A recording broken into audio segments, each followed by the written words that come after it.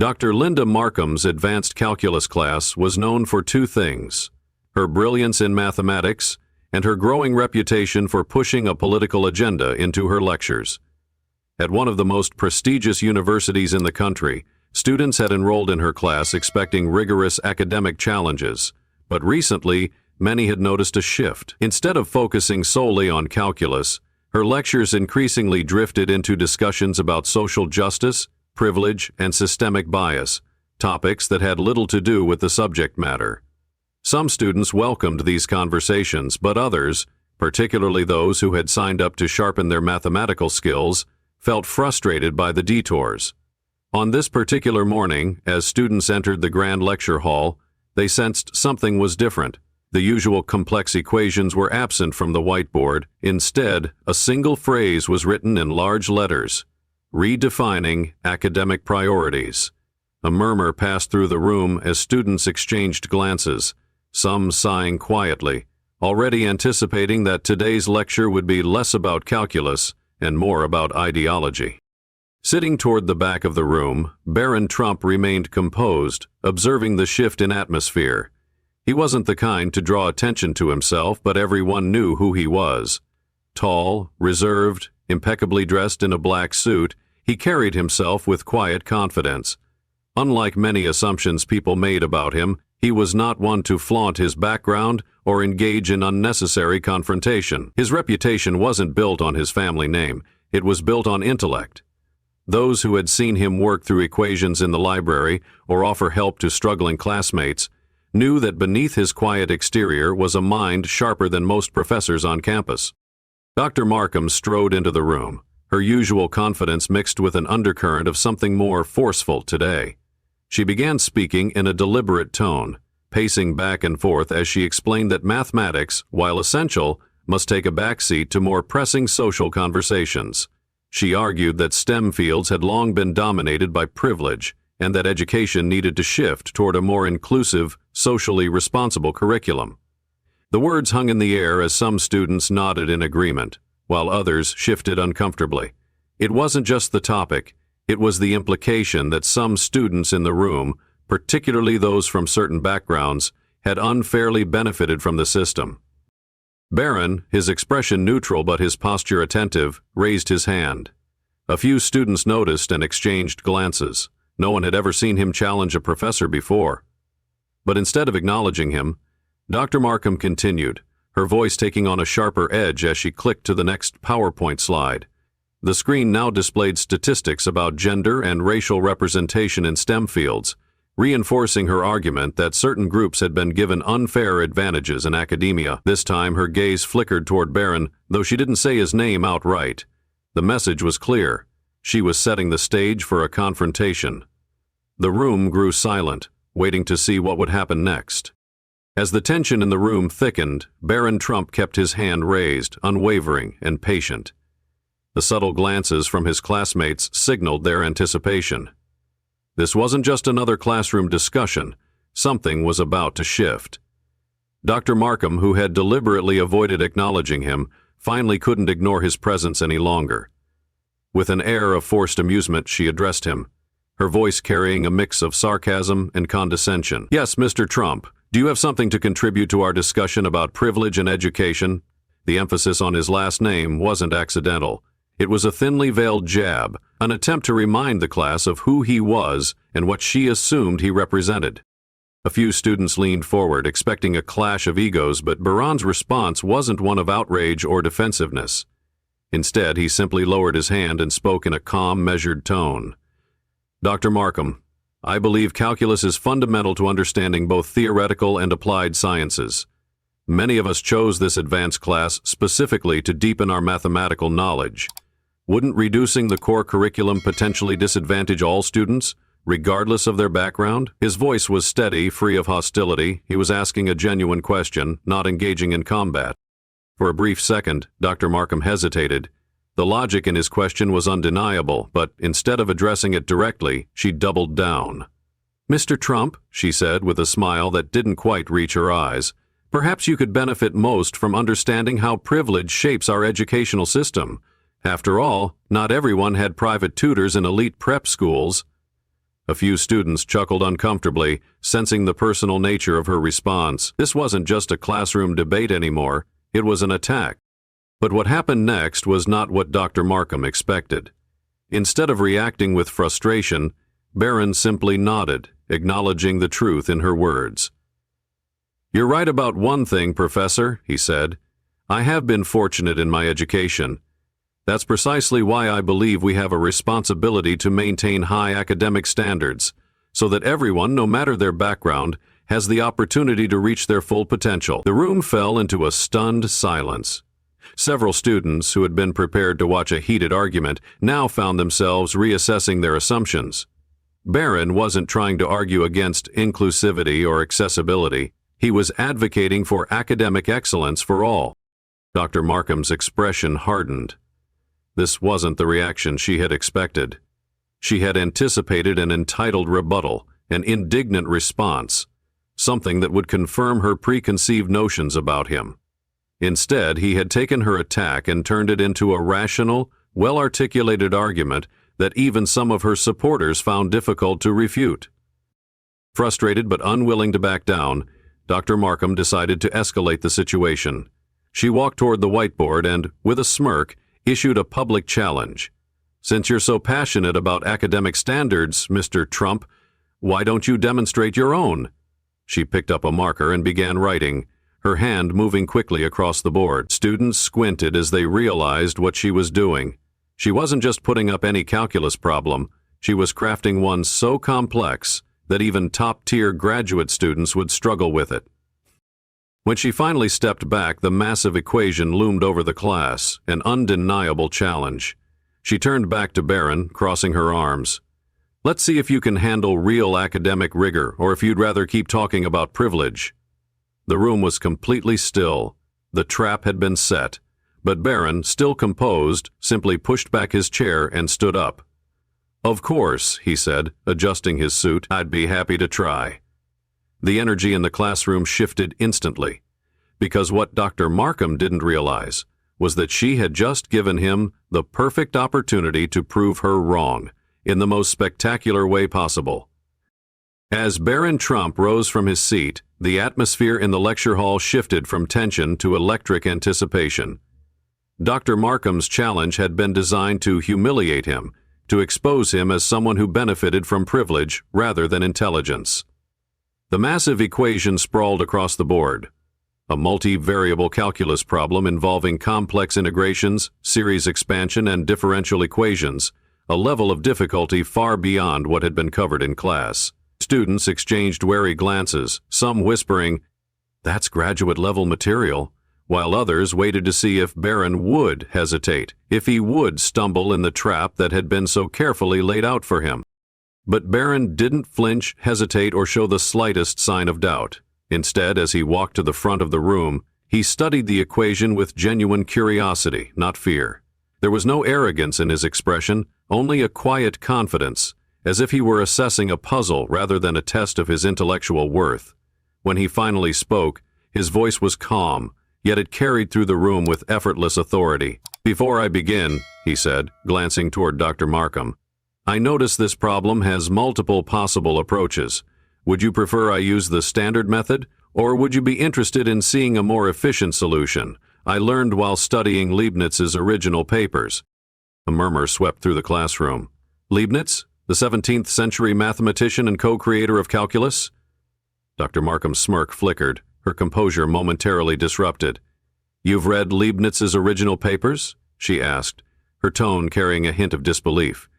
"Yes," Barron replied matter-of-factly, "in German. The translations don't quite capture the elegance of his methodology." His words weren't boastful, just a statement of fact, but their impact was immediate. A few students gasped. Others sat up straighter, realizing this was no ordinary classroom moment. Dr. Markham, clearly thrown off by this unexpected response, forced a tight smile. "Well then, Mr. Trump, by all means, let's see this elegant solution of yours." Without another word, Barron picked up the marker and began to write. The first line of his solution appeared deceptively simple, but as he continued, his method unfolded with a precision and clarity that stunned everyone watching. Rather than brute force the problem with dense, unnecessary calculations, he streamlined it, breaking it down into elegant, digestible steps.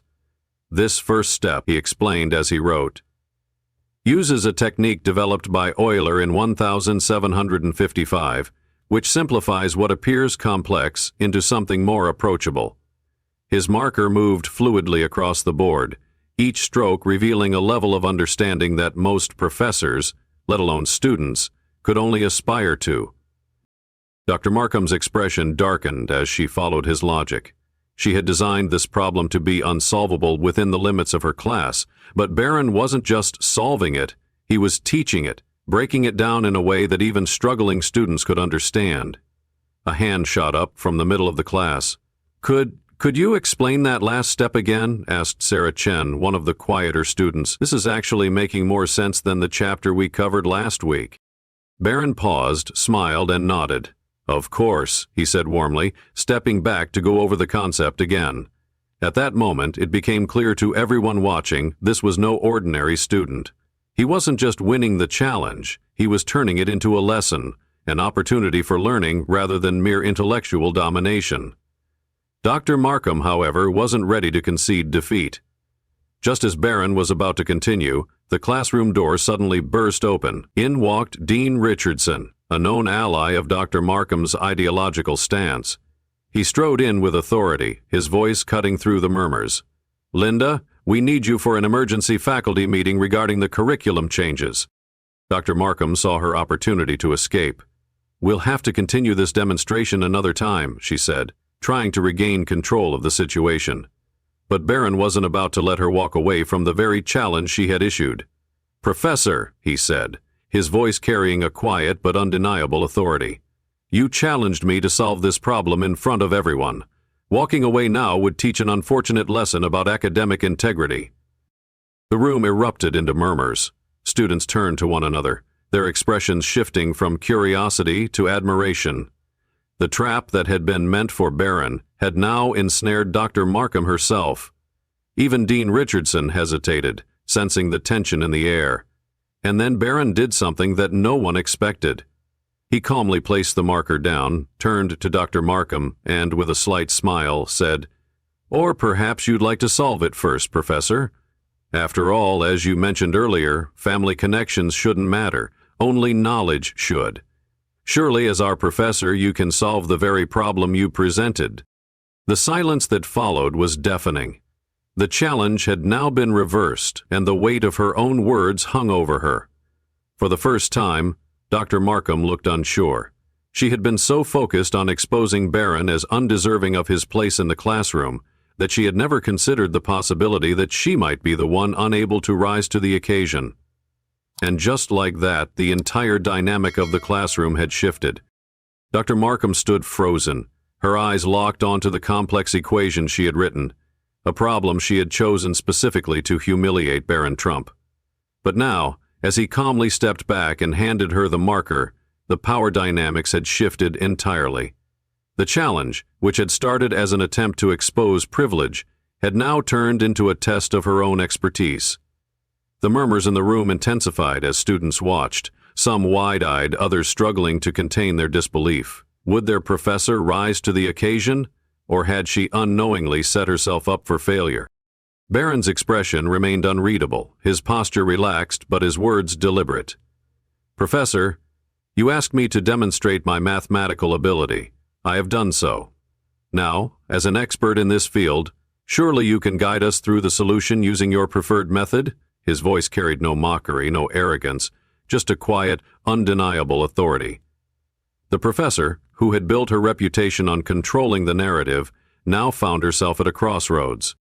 For a moment, she gripped the marker so tightly her knuckles turned white. A few students exchanged nervous glances, sensing her hesitation. The weight of Barron's words and the reality of the situation was setting in. Then, finally, she spoke. "This is ridiculous," she snapped, throwing the marker down onto the desk. "This entire display is nothing more than an attempt to undermine my authority." The room fell into stunned silence. This wasn't the response anyone had expected. Some students had assumed she would at least attempt to work through the problem, while others had believed she might gracefully acknowledge Barron's skill. But instead, she had resorted to deflection, avoiding the very academic test she had demanded. Barron, unfazed, picked up the marker once more and turned back to the whiteboard. "Let's take a step forward instead of back," he said smoothly. "Since the challenge has been left unanswered, I'll complete it myself." With effortless precision, he continued solving the problem, his hand moving across the board in fluid, deliberate strokes. The classroom, once thick with tension, became silent except for the sound of the marker gliding across the board. Students leaned in, watching in fascination as he not only solved the problem, but did so in two different ways.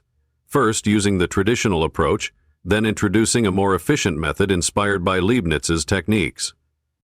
"Mathematics is about finding solutions, not about proving superiority," Barron said as he wrote the final step of the problem. "That's why I believe education should be focused on knowledge, not ideology."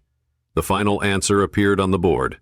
Elegant, precise, and irrefutable. There was no doubt left in anyone's mind. Barron Trump had just outperformed not only his classmates but the professor who had sought to discredit him. The classroom erupted into spontaneous applause. Even students who had previously been indifferent to Barron's presence couldn't deny what they had just witnessed. Some even pulled out their phones, capturing the moment, knowing it was something they would talk about for years. Dr. Markham's face had gone from red to pale. Her authority, once unquestioned, had now been dismantled in real time, not by insults or argument, but by pure, undeniable skill. Even Dean Richardson, who had initially entered to back her up, stood in awkward silence. There was no way to spin this moment in her favor. And yet, Barron didn't gloat. He didn't smirk, didn't revel in her discomfort. Instead, he turned back to the class, marker still in hand, and did something that shocked everyone. "Professor Markham has a deep understanding of advanced mathematics," he said, "and I'm sure she could have solved this in her own way, but rather than focus on competition, perhaps we can use moments like this to learn from one another." Even after publicly proving himself, he extended an olive branch, shifting the moment from one of humiliation to one of collaboration. But would the professor accept it? The entire room waited for her response. The fate of the class, and perhaps even her reputation, depended on what she said next. Dr. Markham stood motionless, her face a mixture of frustration, disbelief, and something else. Uncertainty.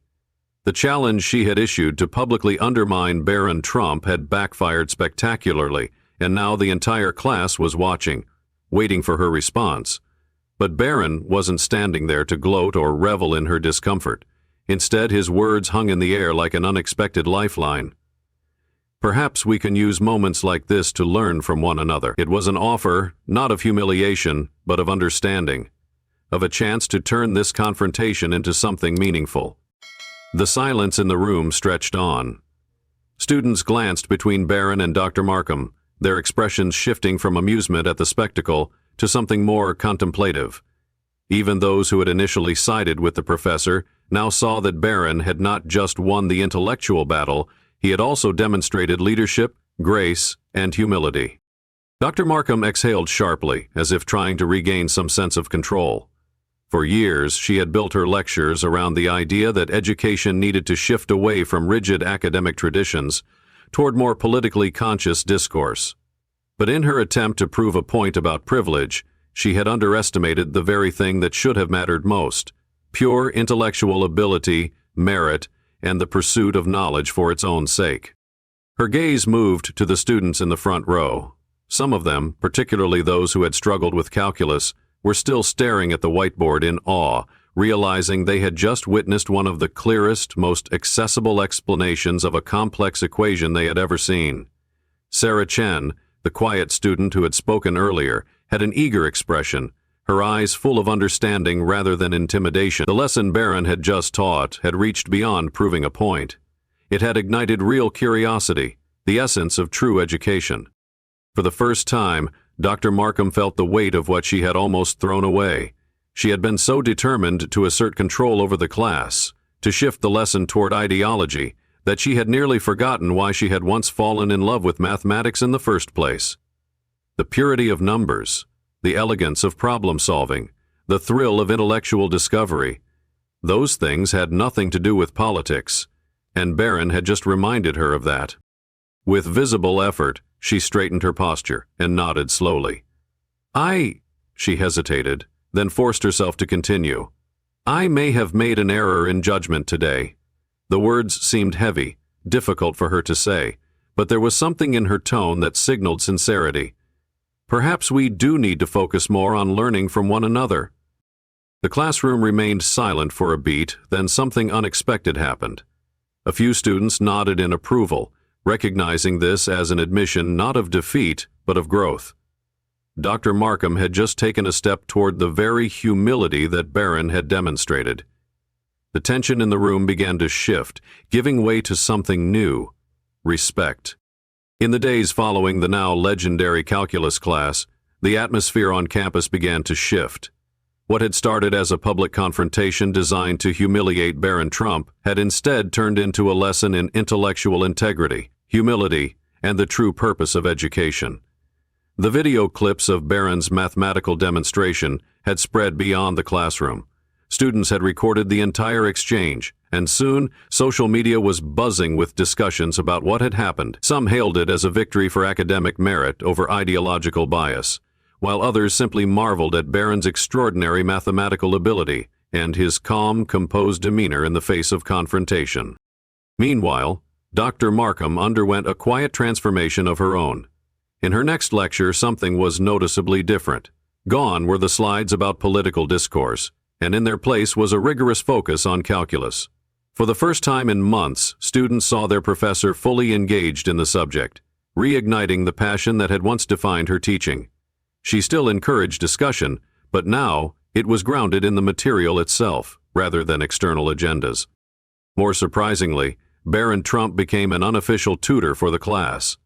Students who had once been intimidated by the subject now eagerly attended his study sessions, drawn not just by his knowledge, but by his ability to explain complex concepts in ways that made sense to everyone.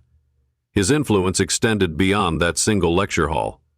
Soon other departments took notice, and discussions about prioritizing academic rigor over ideological debates gained momentum.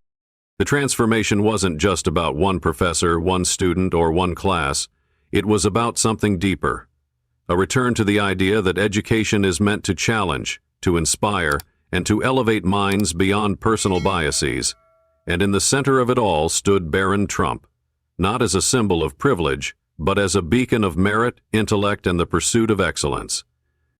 The events in Dr. Markham's classroom were more than just a debate over curriculum.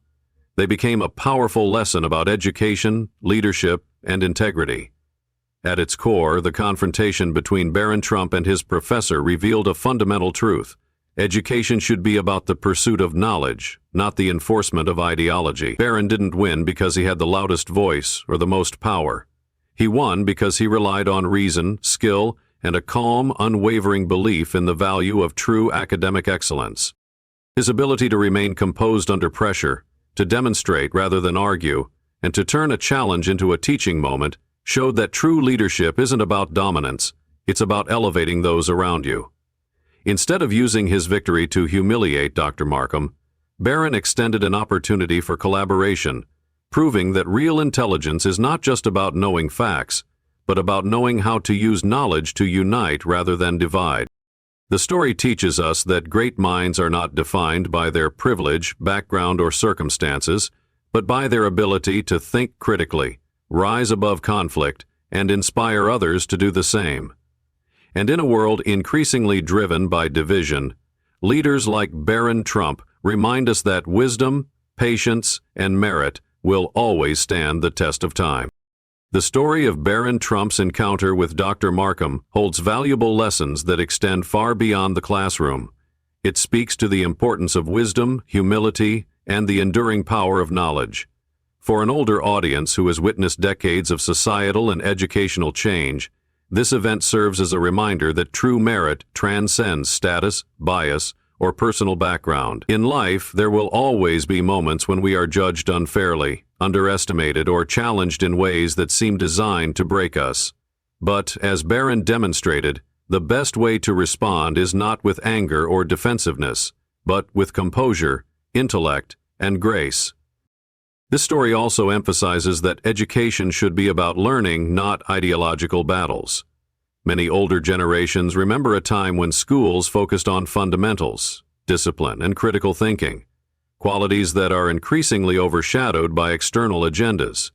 When education is politicized, it loses its true purpose: to inspire curiosity, challenge minds, and foster independent thought. Just as Barron redirected the classroom's focus back to mathematics, so too must we remember that real growth, whether in school, work, or personal life, comes from seeking knowledge rather than pushing narratives. Perhaps the most meaningful lesson here is that true leadership isn't about proving others wrong, but about guiding them toward the right path. Barron could have humiliated Dr. Markham, but instead he offered a way forward. In life, the strongest people are not those who win arguments, but those who turn conflicts into opportunities for understanding and progress. As we reflect on this story, it encourages us to value wisdom over ego, learning over division, and integrity over fleeting victories.